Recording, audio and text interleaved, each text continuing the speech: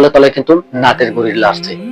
ওই রকমের সেম ঘটনা কিন্তু ইরানের সাথে ঘটছিল।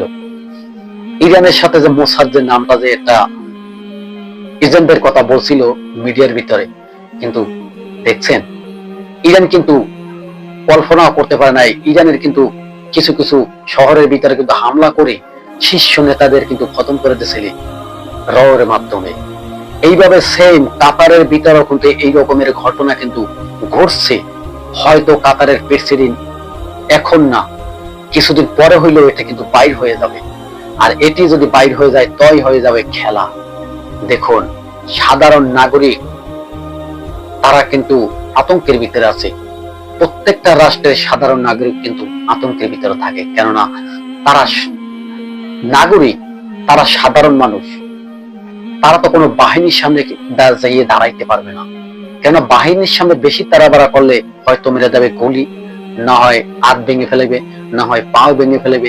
আজকে মূল ঘটনাটা তুলে ধরবো, কিন্তু এখন আমরা ওদিকে চলে যাই। কোথায়? ইসরায়েল, ইরান, ফিলিস্তিনের দিকে। আসলে ফিলিস্তিনের যেদিকে তাকানো যায় সেদিকে কিন্তু ধ্বংস। বাস, ফিলিস্তিনের যেদিকে তাকাই ওদিকে কিন্তু ধ্বংস। এটি কিন্তু সত্যি, সত্যি না মিথ্যা এটি কিন্তু আপনারা ভালোই জানেন। ইতিমধ্যে পুরো বিশ্ব ছড়িয়ে পড়ছে যে ফিলিস্তিন কিন্তু পুরো দখল করে ফেলছে ইসরায়েল। আসুন এবার ইরানের দিকে। ইরান একটি মুসলিম শক্তিশালী বড় একটা রাষ্ট্র। ইরান, যেখানে একটি মুসলমানের একটি নেতা আছে আয়াতুল্লাহ খামেনি, সে কিন্তু ফিলিস্তিনের হয়ে কিন্তু যে প্রকারে হোক যুদ্ধ করছে এবং ফিলিস্তিনকে কিন্তু সহযোগিতা করছে চতুর্দিক থেকে। তবে মুসলমানের একটি বিজয়ের ঘোষণা হয়েছে। এই আয়াতুল্লাহ খামেনি কিন্তু প্রত্যেকটা মুসলিম রাষ্ট্রকে কিন্তু একতা হতে বলেছে। তবে কি মুসলমানের বড় বড় নেতারা রাষ্ট্র মিলে কি সবাই একতা হতে পারবে? আল্লাহ তাআলা রব্বুল আলামিন জানি না কানে কখন হিদায়াত দেয়। এই মোহাম্মদ বিন সালমান, সৌদি আরবের যে প্রেসিডেন্ট, আপনারা কিন্তু জানেন, তারা কিন্তু চেনেন এক নামে যে সে কিন্তু একটা ইহুদি দালাল। কেন? এই সৌদি আরবের মোহাম্মদ বিন সালমান, সে কিন্তু পারতো ওই যুদ্ধটা বন্ধ করতে। যদি ইসরায়েলকে একটা হুম করে দিত এই মোহাম্মদ বিন সালমান, তো কিন্তু যুদ্ধ বন্ধ হয়ে যেত। মোহাম্মদ বিন সালমান তো তা করে নাই। আসুন এবার যাওয়া যাক মূল ঘটনায়।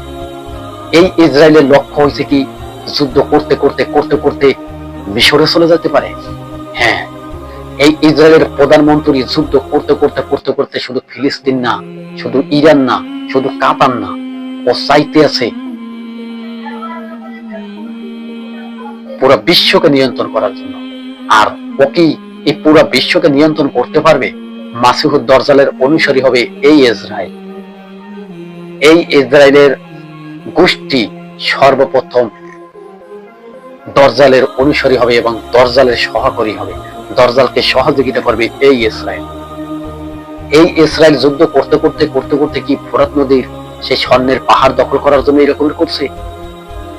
দর্শক শ্রোতা বন্ধুরা, মূল ঘটনাটা শুনে যান, ভিডিওটা টানবেন না। ফোরাত নদীর পানি কিন্তু শুকিয়ে গেছে, আর একদিকে কিন্তু যুদ্ধ চলছে। আসলে তৃতীয় বিশ্বযুদ্ধ তো বলছে ফোরাত নদী দিয়ে হবে। কে বলছে? নবীজি সাল্লাল্লাহু আলাইহি ওয়াসাল্লাম।